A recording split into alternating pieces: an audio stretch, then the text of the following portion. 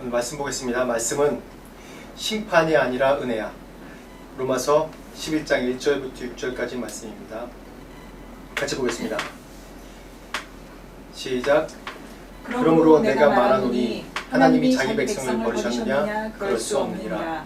나도 이스라엘이뇨 아브라함의 씨에서 난 자요 베냐민 지파라. 하나님이 그 미리 아신 자기 백성을 버리지 아니하셨나니 너희가 성경이 엘리야를 가리켜 말한 것을 알지 못하느냐. 그가 이스라엘을 하나님께 고발하되 주여 그들이 주의 선지자들을 죽였으며 주의 제단들을 헐어버렸고 나만 남았는데 내 목숨도 찾나이다 하니 그에게 하신 대답이 무엇이냐. 내가 나를 위하여 바알에게 무릎을 꿇지 아니한 사람 7,000명을 남겨두었다 하셨으니 그런즉 이와 같이 지금도 은혜로 택하심을 따라 남은 자가 있느니라. 만일 은혜로 된 것이면 행위로 말미암지 않으니 그렇지 않으면 은혜가 은혜되지 못하느니라. 아멘. 원래 오늘 말씀 12절까지 말씀 같이 한데 좀 중요한 핵심 부분이 6절까지 있기 때문에 6절까지 말씀을 봤습니다. 오늘 이제 1절 말씀 11장 1절부터 12절 말씀에 또한 근거가 되는 말씀이 있는데 그 말씀이 어디냐면 마지막 이 바로 전장 10장 21절 말씀입니다. 한번 같이 읽어보겠습니다. 이거 읽고 다시 한번 11장을 다시 말씀 나누겠습니다. 21절 시작. 이스라엘에 대하여 이르되 순종하지 아니하고 거슬러 말하는 백성에게 내가 종일 내 손을 벌렸느니라 하였느니라. 아멘. 오늘 이 말씀 가운데 이스라엘에 대해서 불순종하는 이스라엘에게 대해서 하나님이 어떻게 하셨다고 얘기하죠. 21절에 손을 이렇게 벌려놓으라 라고 얘기하고 있습니다.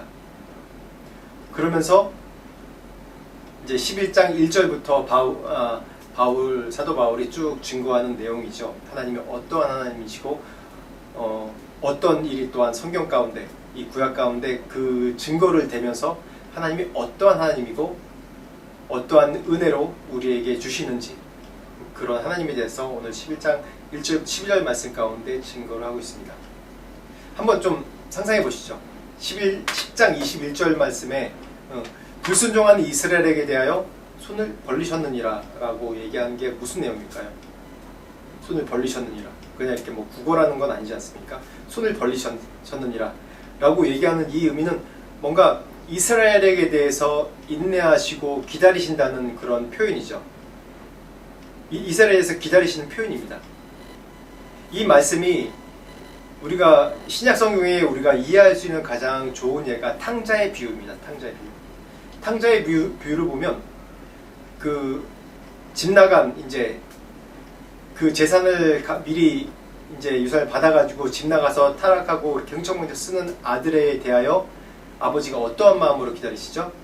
계속 집 어귀에서 그 골목 어귀에서 오나 안 오나 이렇게 기다리시는 장면이죠. 그게 바로 오늘 이 10장 21절 성경에는 여러 가지 표현들이 있는 겁니다. 그 표현 중에 하나가 하나님의 그런 간절한 마음을 표현할 때 하나님이 우리에 대해서 사랑과 긍휼과 은혜로 인내하시는 표현을 할 때 바로 오늘 10장 21절 말씀에는 불순종하는 이스라엘에게 대해서 손을 벌리고 기다리신다는 얘기입니다. 즉 잃어버린 탕자의 아버지가 잃어버린 탕자를 기다리듯이 그렇게 이스라엘에게 대해서 손을 내밀고 기다리고 있다는 그런 표현을 오늘 21절 말씀 가운데 하면서 11장 1절 말씀으로 들어오는 겁니다. 그래서 다시 한번 우리 1절 말씀 다시 한번 읽어볼까요? 시작. 그러므로 내가 말하노니 하나님이 자기 백성을 버리셨느냐? 그럴 수 없느니라.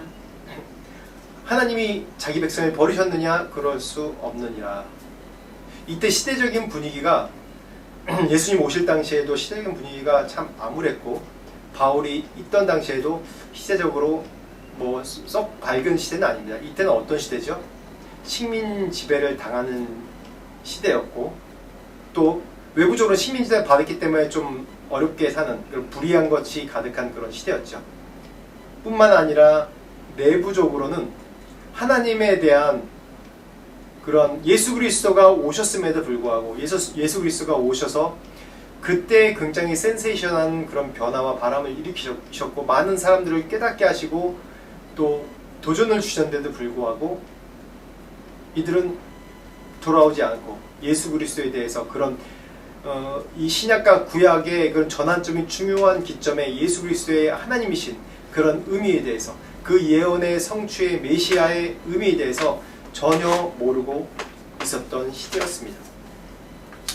그렇기 때문에 늘 이 오해와 편견이 있었던 게 뭐냐면 우리 이스라엘이 이렇게 수천 년 동안 하나님의 백성으로 선택받았고 또 출애굽을 하고 고난 가운데 있으면서 그 가운데 하나님의 법궤 또 하나님의 성전을 솔로몬 시대 완성해서 그 가운데 법궤를 모셔놓고 그 성전을 통해서 하나님께 예배드릴 때마다 하나님께서 회복시키시고 놀라운 여러 가지 굴곡이 있었지만은 여전히 이 나라는 선택받은 백성이고 축복하신 나라라는 그런 확신이 있었던 이스라엘이었습니다. 근데 또 로마가 우리를 지배하고 하나님의 왕국이 하나님의 나라가 우리를 통해서 우리 유대인을 통해서 이 땅 가운데 이루어야 되는 그런 성경에 분명히 그런 축복의 메시지가 있는데도 불구하고 하나님은 버리셨나 보다. 하나님은 우리를 버리셨나 보다. 우리를 심판하셨나 보다. 심판이란 얘기는 이미 이전에 이 선지자들이 하나님의 심판을 예언하면서 그 일이 이루어지면서 통해서 이들이 심판을 받았다는 자신들이 심판을 받았다는 걸 깨달았습니다. 그 증거 중에 하나가 에레미야 24장 4절부터 7절 말씀 한번 봅시다. 다시 읽읍시다. 시작. 여호와의 말씀이 또 내게 임하니라. 이르시되 이스라엘의 하나님 여호와께서 이와 같이 말씀하시니라. 내가 이곳에서 옮겨갈 갈대아인의 땅에 이르게 한 유다 포로를 이 좋은 무화과 같이 잘 돌볼 것이라. 내가 그들을 돌아보아 좋게 하여 다시 이 땅으로 인도하여 세우고 헐지 아니하며 심고 뽑지 아니하겠고 내가 여호와인 줄 아는 마음을 그들에게 주어서 그들이 전심으로 내게 돌아오게 하리니 그들은 내 백성이 되겠고 나는 그들의 하나님이 되리라. 아멘. 이 말씀이 뭡니까? 이 전에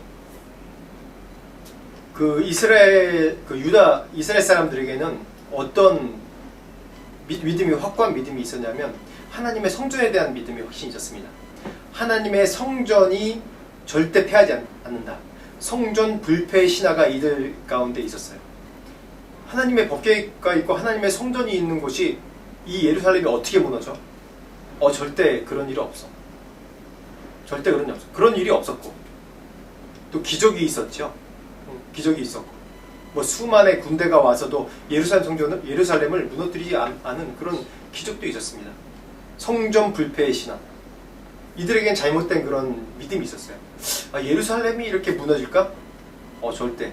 예루살렘 심판받지 않는 곳이. 왜냐? 하나님의 성전이 있는 곳, 하나님의 법궤가 있는 곳, 하나님의 임재가 있고 예배가 있는 곳이기 때문에 절대로 세상이 다 망해도 이 예루살렘만큼은 절대로 심판받거나 멸망하지 않으리라라는 그런 절대적인 신앙이 있었습니다. 그런데 이때 당시에 예레미야가 어떻게 선포하면 했습니까? 예루살렘 멸망한다. 도망가라. 예루살렘이 멸망한다. 여기에 있는 모든 고관이나 모든 사람들이 멸망한다. 심지어는 성전 앞에 와서 그런 걸 선포하다가 성전에서 가장 높은 이 그 제사장한테 끌려가가지고 또 감금당하고 매질당하고 그런 일까지 벌어졌습니다. 그런데 실제로 갈대아인들 바벨론 사람들이 쳐들어와서 이제 성전이 함락되기 바로 직전이죠.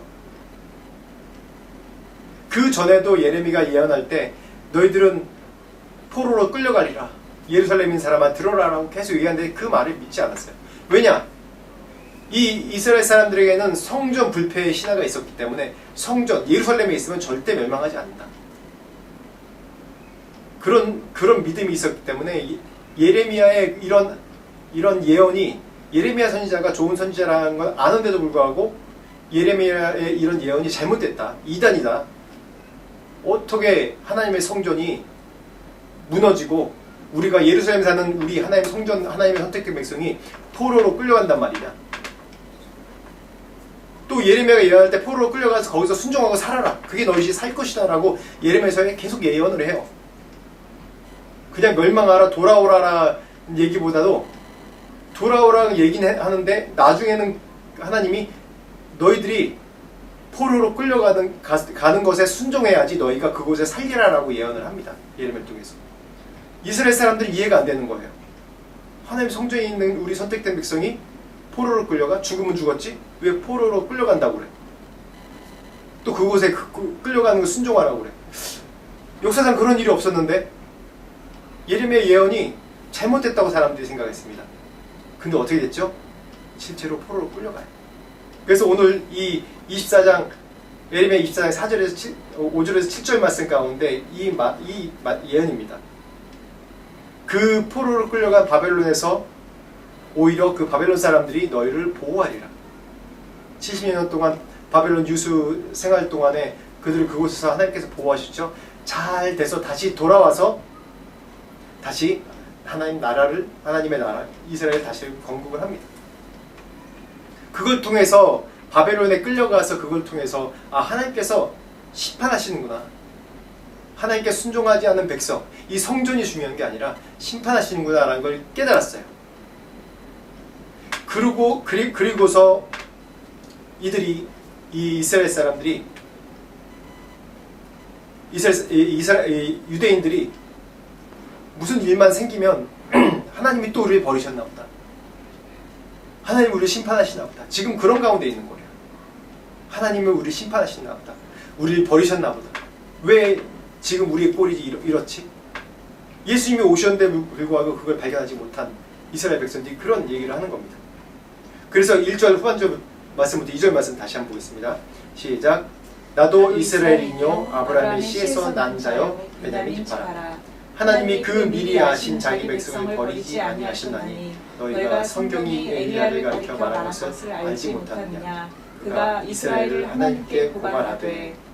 여기서 중요한 얘기가 나옵니다.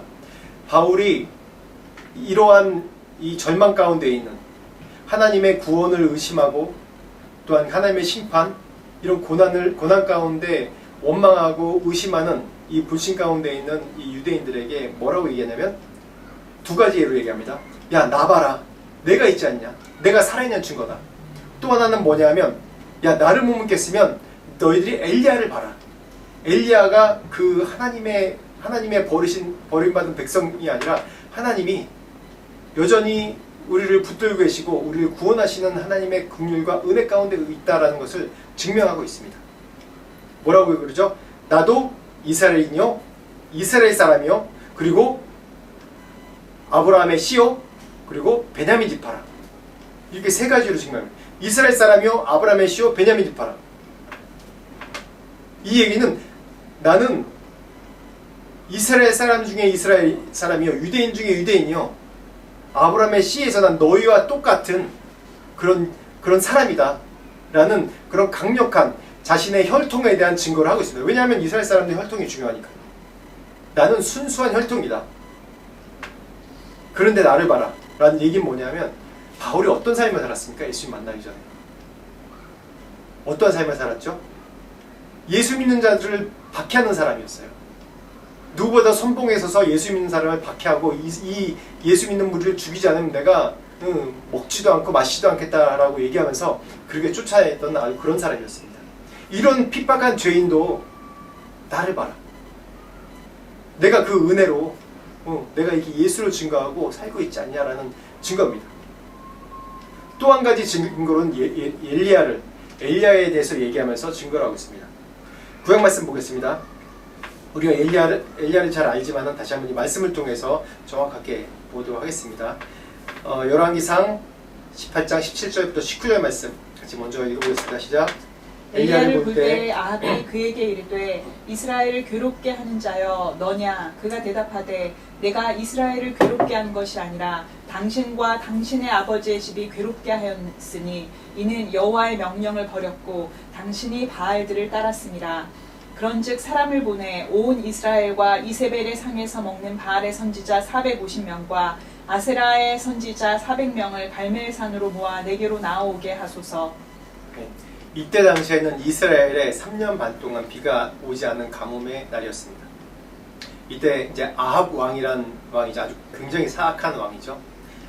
그 아합 왕이 얼마나 사악하냐면 그 정략으로 결혼한 이제 다른 이방 여인과 결혼했는데 이세벨이라는 여인과 결혼했는데 이세벨이 이방의 모든 자신이 섬기는 그런 우상과 또 선지자들 또 제사장들 다 데려와서 정착합니다. 그러면서 어떠한 일이 벌어지냐면 혼합 종교가 생겨나요. 이 안에서. 그것뿐만 아니라 오히려 하나님을 섬기는 선지자들을 박해하는 일들까지 생깁니다. 그래서 오늘 이 얘기가 뭐냐면 아합이 엘리야를 만납니다. 엘리야를 부릅니다. 만났을 때 첫 마디가 뭐냐면 이스라엘을 괴롭게 하는 자여 너냐? 라고 얘기를 합니다. 이 얘기가 뭐냐면 3년 반 동안 기근이 나고 3년 반 동안 가뭄이 든 게 누구 때문이라고요? 엘리야 너 때문이라는 거예요. 다시 얘기하면 하나님을 섬기는 유대인, 하나님을 섬기는 자들 때문에 이러한 일이 일어난다라고 이렇게 뒤집어 씌우는 겁니다. 엘리야에게 책임을 묻습니다. 그랬을 때 엘리야가 뭐라고 얘기하죠? 내가 이스라엘 괴롭게 한 게 아니라 당신과 당신의 아버지 집이 여호와의 명령을 버리고 바알을 섬겼으므로 지금 이러한 현상이 일어납니다 라고 오히려 엘리야는 반박을 하죠. 이때 당시에 이런 어떠한 큰 박해가 있는지 엘리야는 알고 있어요. 하나님께서 말씀하셔서 이제 아합 왕을 만나러 가는 중에 선지자 오바댜를 만나서 가게 되는 것이죠. 그래서 여기서 이제 아합 왕에게 선포하는 것이죠. 그 다음에 곧장 뭐라고 그러냐면 이스라엘과 이세벨의 상에서 먹는 바알의 선지자 450명과 아세라의 선지자 400명을 갈멜산으로 모아 나오게 하소서. 이 얘기는 뭐냐면 그렇다면 누가 옳은지 한번 전쟁해 봅시다. 영적 전쟁의 선포입니다. 이게 가뭄이 오고 이런 것이 다 하나님을 섬기는 하나님을 따르는 백성 때문에 왔다고 얘기를 하는데 그렇다면 누가 옳은지 한번 해봅시다. 당신이 여인 이세벨이 섬기는 바알과 아세라 선지자 850명을 갈멜산으로 데려오십시오. 그래서 거기서 어떤 일이 일어나요? 우리가 잘 아는 거기서 이 850명의 이 제사장들이 제단을 섰고 막 춤을 추고 난리를 쳐도 아무 현상도 일어나지 않아요. 구름 쪽 하나 나타나지 않아요. 근데 어떤 일이 일어납니까? 18장 38절에서 40절 말씀 보겠습니다. 시작.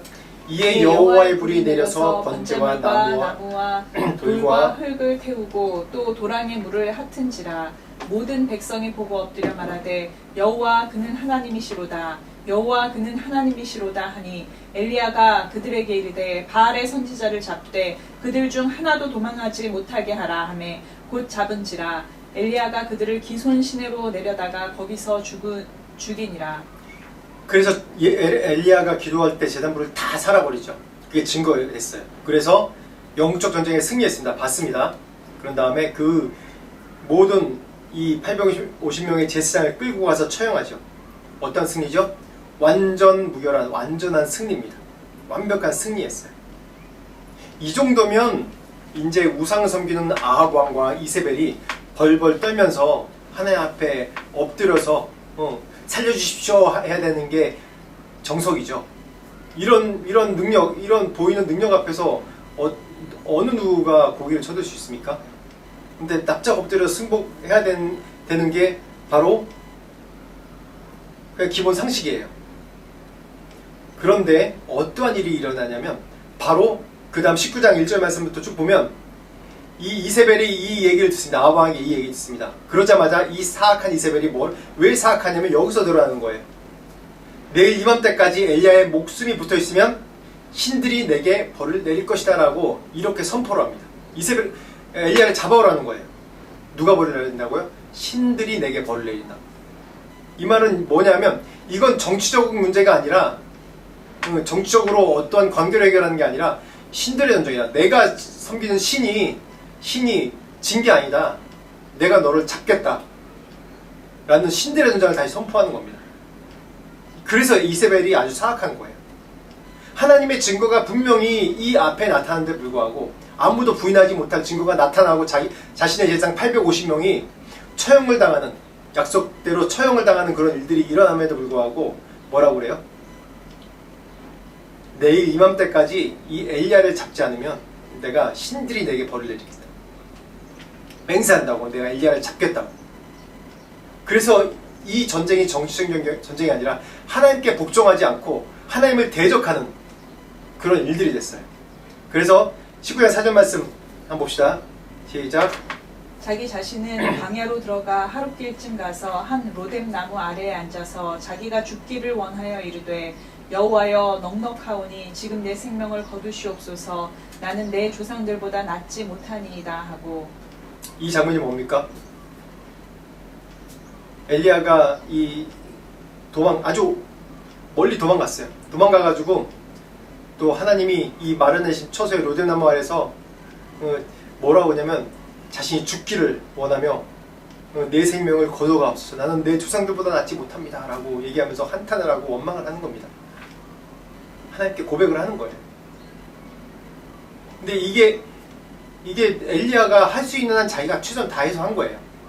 하나님의 영적 전쟁을 선포하고 분명히 이런 것을 보이면 굴복해야 됨에도 불구하고 이 이세벨은 이 세상을 굴복하지 않는 거예요.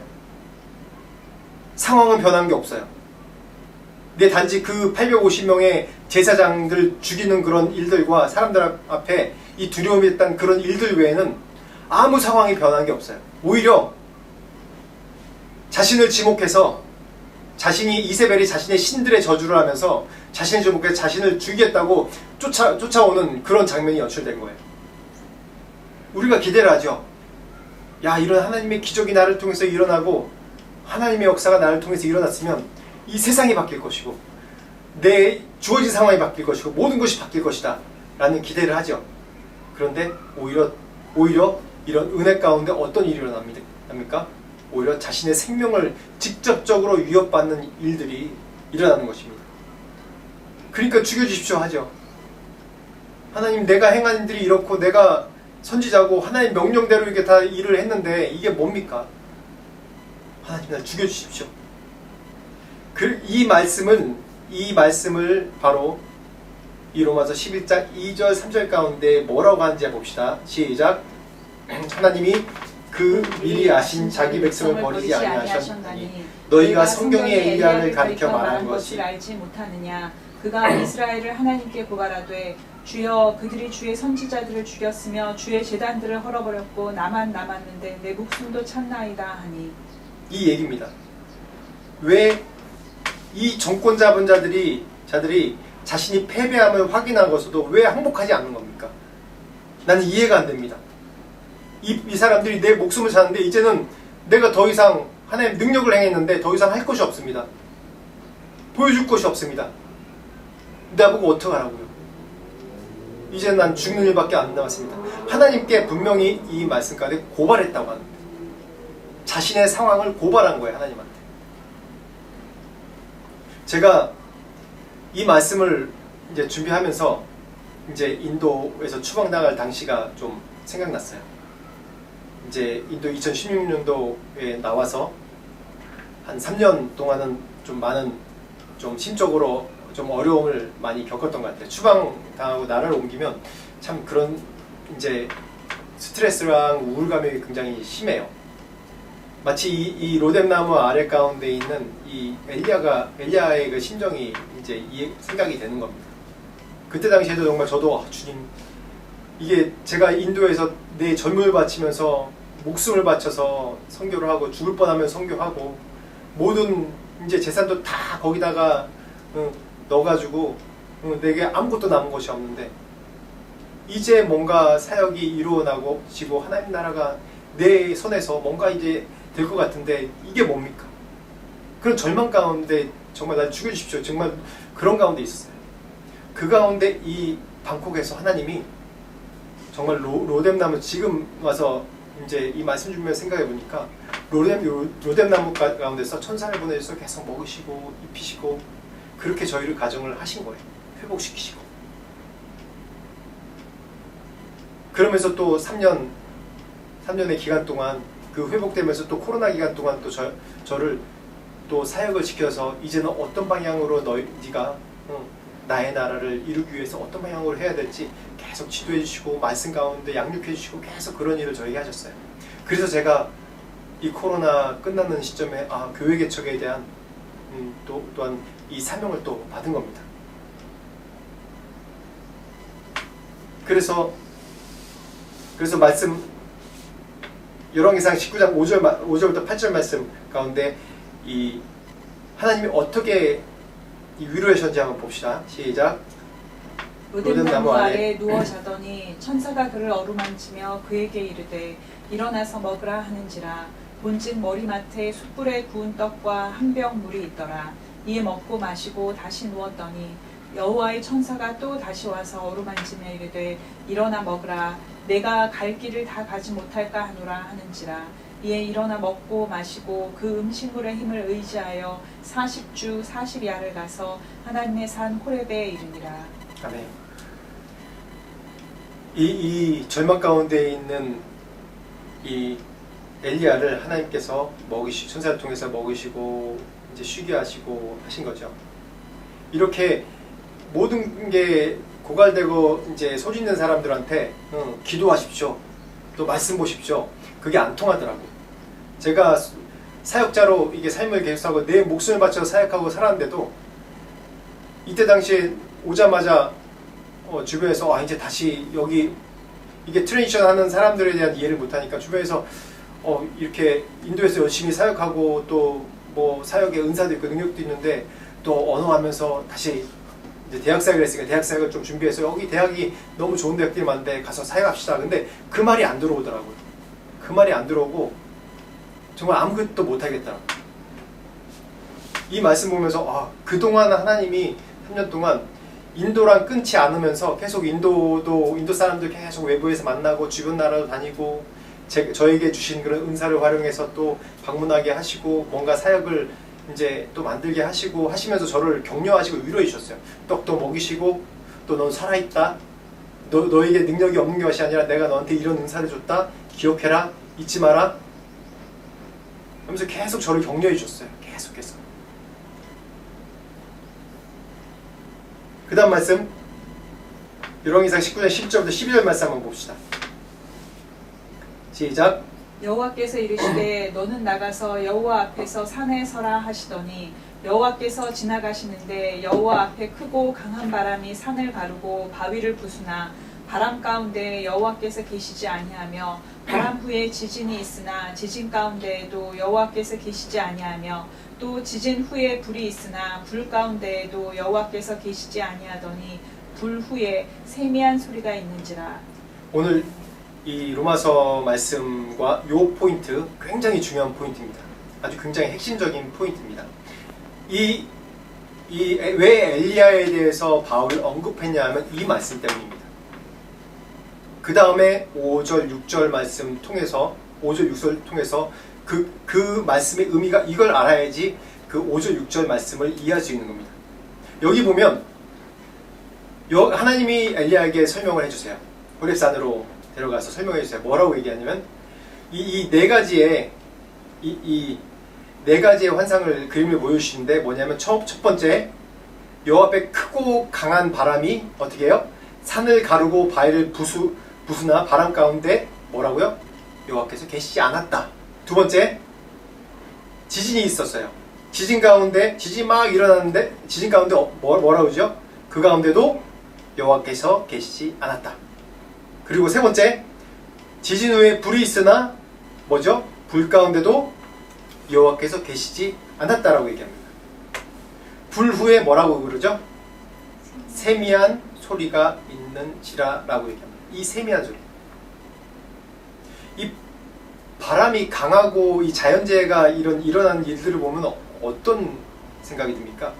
저는 뭐 지진을 직접적으로 경험하지 못하고 네팔에 저희 친구 선교들이 있어서 그런 네팔 지진 났을 때 그런 일들을 경험하는 걸 얘기 들으면 이 트라우마가 있대요. 트라우마가. 이 지진 같은 걸 경험하면 트라우마가 생긴대요. 그래서 어떻게 이게 밖에 물건 같은 것도 뭐가 좀 약간 흔들리는 것 같으면 막 이게 겁이 나고 그러니까 가슴이 두근두근거린다고 그러더라고요. 그렇듯이 이 바람, 지진, 불, 이 강력한 이 자연재해는 성경에서 어떤 걸 상징하는지 아십니까? 바람, 지진, 불. 뭐죠? 심판입니다. 심판. 하나님의 심판이에요. 성경에서 주로 바람, 불, 지진 이런 것들은 하나님의 심판을 얘기하는 거예요. 근데 뭐라고 합니까? 이 세 가지 심판에도 뭐라고 하죠? 여호와께서 그 가운데 계시지 않았다고 얘기했어요. 그렇지만 불 후에 세미한 소리가 있는지라 라고 얘기합니다. 이 세미한 소리가 있는지라라는 그런 히브리의 원어는 콜 데마마 다카라는 의미인데, 여기서 콜은 뭐냐면 하나님이 그 호렙산 시내산에서 모세에게 명령할 때 하나님의 음성입니다. 이 원어에 보면 콜이라는 얘기가 뭐냐면 하나님의 우렁찬 천둥 같은 소리입니다. 천둥 같은 소리를 얘기할 때 이 히브리어로 콜이라는 얘기를 해요. 그런데 데마마 다카란 이 뜻은 뭐냐면 세밀한 것. 하나님의 소리. 여기선 한국어로 소리 그러면 콜. 이게 하나님의 우렁차고 강한 우려 같은 음성을 얘기하냐면 이 세미한 데마마 다카란 이 의미는 뭐냐면 정말 세밀한 하나님의 그 세밀한 음성. 세밀한 것. 세밀하고 조용하고 고요하게 들리는 음성을 얘기해요. 근데 이 참 대조적인 게 콜이랑 데마마다카란 이 얘기가 정말 대조적이지 않습니까? 한국말로 얘기하면 세밀한 소리라고 얘기하는데 이 소리, 콜이라는 의미는 시내산에서 우렁차게 울리는 이 소리를 의미하는데 이 우렁찬 소리가 세미하고 조용하고 고요하다. 이게 뭔 뜻일까요? 이게? 즉 이 말은 이 11절부터 12절 하나님이 엘리야에게 주신 말씀은 나는 심판과 형벌의 하나님이 아니다. 심판과 형벌의 하나님이 아니라 너희에게 긍휼의 하나님이라 라는 뜻을 보여주시기 위해서 이 말씀을 주신 거예요. 이 하나님의 천둥과 같은 우려 같은 소리는 이 시내산에서 하나님의 말씀을 받고 십계명을 받는 그 가운데 이 밑에 있는 백성들한테는 뭐라고 들렸죠? 우레와 같은 천둥 소리로 들렸지만은 하나님과 하나님 임재 가운데 같이 있는 이런 모세에게는 우레 같은 음성이 아니라 하나님과 직접 대화하는 그런 소리였어요. 즉 다시 얘기하면 죄인들 가운데는 이게 하나님의 세밀한 음성이 천둥과 우려와 심판같이 들지 모르겠지만은 이 하나님의 임재 가운데 있는 백성에게는 하나님의 세밀한 말씀, 세밀하게 조용하게 울려지는 내 안에 울려지는 말씀이란 뜻입니다. 세밀한 소리, 즉 하나님의 말씀입니다. 시내산에서 하나님께서 이 모세에게 이 하나님 우레같이 외부에서 올 때 우레와 같은 천둥 같은 소리가 무엇이냐면 십계명을 주시는 하나님의 율법을 주시는 하나님의 말씀을 주시는 소리였습니다. 근데 밑에 있는 이 타락한 백성들, 하나님을 떠나려고 불신하는 백성들에게는 어떤 음성이죠? 천둥과 우레와 같은 그런 소리입니다. 너무 상반되죠. 근데 같은 얘기예요. 콜 데카가 데마마 나카라는 뜻이는 하나님의 세밀한 소리, 하나님의 음성. 너희들에게는 이런 하나님의 지진과 하나님의 보내신 바람과 지진과 또 불, 이게 심판 같지만은 그것이 아니라 그 가운데 있는 뭐죠? 하나님의 세밀한 음성을 들어야 된다. 하나님의 그런 긍휼, 하나님의 은혜를 봐야 된다는 것입니다. 제가 고3 때 저희 담임 선생님이 굉장히 무서운 분이셨어요. 이제 고3 딱 됐는데 정말 실력은 있는 분이라고 알고 있는데 굉장히 무서운 분이 저희 담임 선생님 되신 거예요. 그래서 야 이거 고3 이게 쉽지 않겠는데 몸살해야겠다, 조심해야겠다 그런 마음으로 이제 고3 우리 반에 딱 들어갔는데 이분이 어떤 분이냐면 뭐 지금도 몇 년 전에 한번 만난 적이 있습니다. 우리 고3 같은 반 친구들 같이 모여서 만난 적이 있는데 이분이 80년대 군사정권 들었으면서 이제 언론 통폐합이라는 게 있었어요. 언론 통폐합 뭐냐면 이 군사정권에서 언론을 통제하기 위해서 그 가운데서 이제 올바른 소리로 신문 내고 비평하는 기사 내면 그 사람은 다 이제 잘라버린 거예요. 그래서 언론 통폐합을 해버린 거예요. 그래서 무슨 일이든지 안기부나 아니면 거기에 전공을 받아가지고 이제 신문을 내야 되는 거예요. 그래서 그때 다 해직된 기자 중에서 한 분이 바로 이 우리 담임 선생님이셨어요. 근데 그때 다시 공부해서 이제 교사로 되셨는데 국사를 가르치면서 굉장히 유명한 국사 선생님이셨어요. 근데 굉장히 얼마나 무섭기로 소문났냐면 이제 지나가다가 이제 그때 당시에는 좀 체벌이 좀 있었거든요. 제가 고등학교 다닐 때는 애들을 막 빠따를 때리는 거예요. 긴 뭐 지시봉인데 좀 약간 두꺼운 지시봉 갖고 다니면 수업 시간에는 이렇게 칠판에 대면서 이제 설명해 주시고 또 말하는 애들은 나오라고 그러고 이제 빠따 때리고 이제 참 용도가 참 이상하게 쓰였는데 지금은 좀 이해 안 되겠지만 그때 당시 그게 좀 흔했습니다.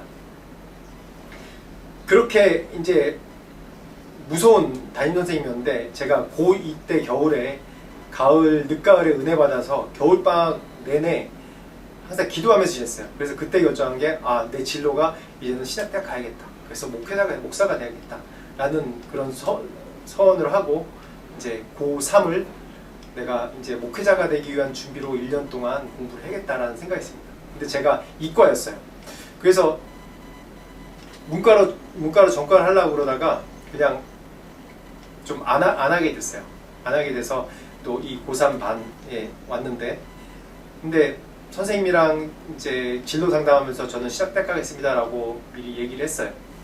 얘기를 하고 또 그때 당시 제가 뭔 생각인지 모르겠는데 제가 영어 공부를 따로 해야 되겠다 생각해서 제가 야간 자율학습 안 하겠습니다. 또 방학 때 여름방학 때는 제가 그 고3을 위한 특별 반이 있어가지고 나와서 오전에 수업 듣고 오후에 공부 내내 하고 이제 돌아가는 그런 게 있는데 저는 안 하겠습니다. 도서관 가서 공부하겠습니다. 라고 얘기를 했어요. 감히 이 담임 선생님께. 근데 담임 선생님이 뭐라고 하시냐면 혼내실 줄 알았는데 혼내지 않고 저한테 굉장히 신사적으로 얘기하는 거예요. 야, 네가 목회자 된다고 얘기하는데 옛날 신학자들은 다 천체, 과학, 물리, 또 역사 이런 거에 정통한 사람들이다. 네가 다른 것도 공부 열심히 해야 되지 않겠냐. 꼭 신학대학 가려고 영어랑 국어랑 그런 것만 준비하지 말고 네가 이과니까 수학도 하고 물리도 하고 이런 것도 다 열심히 해야지 좋은 목회자가 될 수 있을 것 같다라고 저한테 제안해 주시는 거예요. 때리는 게 아니라 전 그렇게 얘기하면 전 이제 뭐 벌 세우든지 맞을 줄 알았는데 그런 게 아니라 신사적으로 얘기해 주시는 거예요. 그래서 제가 그때 그 얘기를 듣고 목회자라는 의미가 그냥 다른 의미가 아니라 모든 것에 다 열심히 옛날 신학자들은 이렇게 모든 것에 정통한 사람들이었다는 걸 제가 그때 알게 됐어요. 그래서 굉장히 무서운 분 같은데 그런 분이 아니구나. 같은 이 반 안에 있는 또 우리 담임 선생님이니까 애들 진학 진로해 주면서 격려해 주시고 막 그런 장면을 보면서 제가 굉장히 다른 이미지를 생각했어요. 근데 그렇게 담임 선생님이 그럴 수밖에 없었던 게 지금 생각해 보면 이 청소년 시기에 얼마나 사고를 많이 칩니까? 남학생들이 이 질풍노동 시기에 얼마나 좀 딴짓도 많이 하고 또 말도 안 듣고 그렇습니까? 그렇기 때문에 그렇게 보이는 것이죠. 그래서 오늘 말씀 4절, 5절 말씀 한번 같이 읽어보겠습니다. 시작. 그에게 하신 대답이 무엇이냐? 내가 나를 위하여 바알에게 무릎을 꿇지 아니한 사람 7,000명을 남겨두었다 하셨으니 그런즉 이와 같이 지금도 은혜로 택하심을 따라 남은 자가 있느니라. 아멘. 엘리야에게 이런 얘기를 해주시는 겁니다. 네 이 절망적인 상황 가운데 있을지 모르겠지만 네가 죽고 싶다고 그러지만은 내가 남은 자 7,000명 바알에게 무릎 꿇지 않는 너와 같은 자 7,000명을 내가 남겨놨다라고 해주시는 거예요. 그러면서 그런지 이와 같이 지금도 은혜로 택하심을 따라 남은 자가 있느니라 라고 얘기합니다. 세상은 다 멸망해버린 것 같고 세상은 다 변해버린 것 같고 나 외에는 믿는 사람이 있는데도 불구하고 하나님의 역사가 일어남에도 불구하고 세상은 왜 이럴까? 나는 왜 이럴까? 라고 얘기를 하지만은 하나님은 이 세상 가운데도 분명히 남은 자들이 있다고 분명히 말씀하십니다. 그 남은 자를 통해서 뭘 드러나게 하시려고요? 하나님의 긍휼, 하나님의 은혜가 드러나게 하시려고 하나님의 택한 자를 하나님께서 남겨주셨다고 얘기를 하는 겁니다. 어느 시대나 마찬가지입니다. 어느 나라나 마찬가지입니다. 제가 인도에 있을 때도 보면 이 산골짝, 북쪽으로 가면 히말라야 골짜기라고 골짝골짝마다 정말 조그만 마을들이 있는데 그곳에 들어가는 사람들이 있어요. 남인도 사람들이 많이 들어가요. 인도는 남인도, 북인도 사람, 남인도 사람들이 진짜 싫어하거든요. 서로 좀 지역 감정이 있어요. 그런데 그 남인도 사람들이 이 북부까지 곳곳에 다 진출해가지고 그곳에서 교회를 세우고 섬기고 그곳 교회가 있으면 교회에서 목회자로 있는 것들을 많이 봐요. 어떤 상황에 상관없이 하나님께서 이 남은 자들이 있다는 걸 볼 수 있습니다. 6절, 7절 말씀 한번 보겠습니다. 시작. 만일 은혜로 된 것이면 행위로 말미암지 않음이니 그렇지 않으면 은혜가 은혜되지 못하느니라. 그런즉 어떠하냐 이스라엘이 구하는 그것을 얻지 못하고 오직 택하심을 입은 자가 얻었고 그 남은 자들은 우둔하여졌느니라. 이 이스라엘 사람들은 자신들의 열심을 통해서 이 율법을 어떻게 하든지 지키면서 그 가운데 구원을 받을 수 있다고 그런 신념이 있었어요. 성전 불패 신화처럼. 성전 불패 신화는 바벨론 유수로 이제 한번 깨졌고, 그렇지만 늘 잡고 있는 건 이 율법을 지킴으로 인해서 자신이 구원받을 수 있다는 잘못된 생각이 있었던 거예요.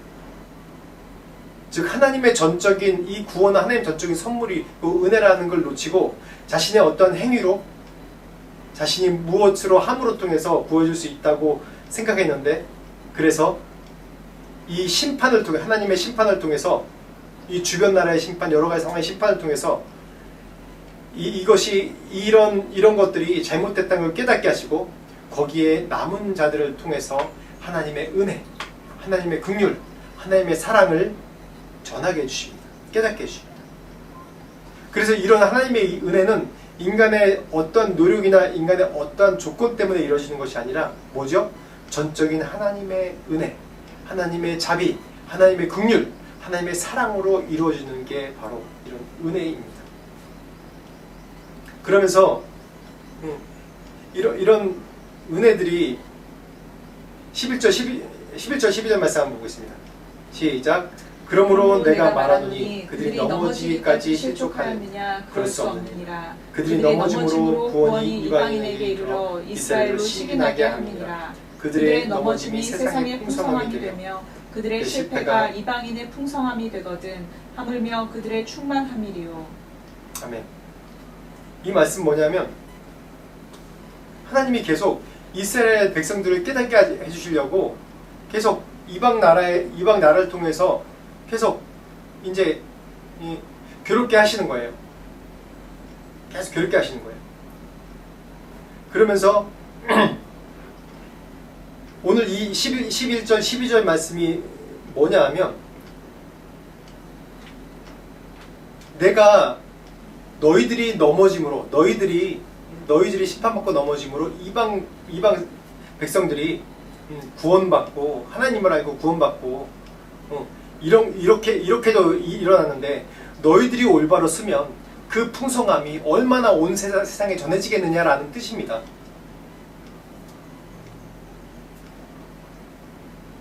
이 백성들이 하나님의 은혜를 알면 얼마나 큰 은혜가 있겠느냐 뜻이에요. 우리 삶 가운데 전적인 하나님의 은혜의 일을 모르고 계속해서 하나님께 원망하고 도전하고 하나님의 전적인 은혜를 붙들지 않고 내 힘과 내 노력과 내 어떠한 계획으로 이루어질 수 있을 거라고 생각하는 경우가 너무 많습니다. 특히 교회가 강건해지고 더 조직되고 폼이 잘 돼 있으면 그 안에 점점 그런 것들이 많아요. 사람이 인간이라는 게 그런 불안하기 때문에 그런 것 같아요. 인간의 원래 죄성 때문에 언젠가 내가 죽을 수 있다, 언젠가 내가 버림받을 수 있다는 그런 이 트라우마 때문에 늘 뭔가 이 모임이 생기고 모임이 잘 되면 그 가운데 뭔가 룰을 정해서 그걸 통해서 구원받을 수 있다고 착각하게 만들어요. 전적인 은혜임에도 불구하고. 그런 것이 우리 인간의 본성입니다. 고난 가운데 있을 때 더 기뻐하고 그 가운데 더 하나님을 찾아야 되고 그 가운데 하나님께서 남겨진 자를 찾고 그 안에 내 안에 남겨진 하나님의 그 은혜, 어떠한 은혜로 날 지금까지 살게 하셨는지 그 은혜를 찾을 때 다시 한번 내가 회복되고 힘을 얻는 겁니다. 로돌나무 아래서 엘리야에게 다시 힘을 주셨던 그런 은혜가 뭐냐면 여태까지 나의 힘으로 이런 일을 했지만은 보는 기적을 내어 큰 일을 행했지만은 이제는 그게 아니라 나의 남은 자를 통해서 선택받은 남은 자를 통해서 나의 은혜로 하나님의 나라를 이루게 할 것이라는 그런 사인이고 그런 본보기입니다. 그 가운데 중요한 거는 우리가 세밀한 하나님의 음성을 듣는 거예요. 내가 눈에 보이는 기적과 잘 되는 것을 통해서 나의 나됨이 있는 것이 아니라 고난 가운데서라도 고난 가운데 어려움 가운데서라도 나에게 주시는 하나님의 세밀한 음성, 그게 정말 두렵고 그런 것이 아니라 그 가운데 세밀한 하나님의 음성을 들을 수 있는 그런 은혜가 있어야지 내가 진정한 하나님의 구원받은 백성으로서 은혜를 누리고 자유를 누리고 살아갈 수 있는 것입니다. 에레미야가 3장 22절부터 23절까지 말씀 마지막으로 좀 보겠습니다. 시작. 여호와의 인자와 긍휼이 무궁하심으로 우리가 진멸되지 아니함이니이다. 이것들이 아침마다 새로우니 주의 성실하심이 크시도소이다. 이 말씀이, 이 에레미야가 언제 이 말씀을 했냐면 이스라엘 땅이 심판과 멸망 가운데 놓였을 때 고백한 에레미야 애가입니다. 이 고난과 심판과 멸망 가운데 있는데 아침마다 새로우니 주의 성실이 크도소이다라고 이런 고백을 어떻게 할 수 있을까요? 이런 고백을 어떻게 할 수 있을까요? 이스라엘이 바벨론으로 이 외부 세력 갈대아인들을 통해서 멸망되는 이 상황 가운데서 그래도 바벨론으로 끌려가는 그런 상황 가운데서 뭐라고 고백해요? 이것이 아침마다 새로우니 주의 성실하심이 크도소이다 라고 어떻게 고백할까요? 고난과 심판이 있지만은 세상이 변한 건 없고 오히려 나를 억누르고 힘들게 하지만은 우리가 발견해야 될 것은 그 가운데 세밀한 하나님의 음성, 그 가운데 우리에게 역사하시는 하나님의 세밀한 음성, 콜 데마마다카, 세밀한 소리, 그 음성, 그 말씀을 깨달을 때 나에게 주시는 고난과 같은 그런 상황, 심판과 같은 상황들이 고난과 심판이 아니라 하나님의 은혜고 나를 정죄하고 정결케 하는 연단하시는 그런 일이라는 걸 깨닫게 될 겁니다. 그래서 그런 고난 가운데도 내 심정은 힘들고 내 몸은 힘들고 내 감정은 힘들지만 우리가 고백해야 될 것이 무엇이죠? 에레미야가 마지막 에레미야에서 얘기했듯이 주의 성실은 아침마다 새롭다. 여호와의 인자와 긍휼하심 무궁하심으로 그 성실이 아침마다 새롭습니다 라고 고백하는 여러분들이 되길 바랍니다. 이러한 고백을 할 때 이 세밀한 하나님의 음성이, 하나님의 소리가 깨달아지고 알아지고 그 가운데 고난 가운데도 자유함을 누리는 그런 선택받은 백성으로 살 수 있는 그런 우리가 될 것입니다. 그렇게 축원합니다. 기도하겠습니다. 하나님 감사합니다. 우리가 고난 가운데서 하나님의 세밀한 음성을 들을 수 있는 은혜를 주십시오. 우리 상황이 변한 것은 없고 점점 더 상황이 악해지고 고난과 어려운 가운데 있을지 모르지만 하나님, 그 가운데 여호와의 인자하심 무궁하심으로 아침마다 새로우니 주의 성실이 크십니다 라고 믿음의 고백을 할 수 있는 저희들이 되게 하여 주옵소서. 그래서 우리를 도우시는 하나님의 은혜, 전적인 하나님의 도우심을 우리가 경험하며 깨닫고 감사하고 고난 가운데 자유로움으로 진리 가운데 자유함으로 누릴 수 있는 우리 모두가 될 수 있도록 축복하여 주옵소서.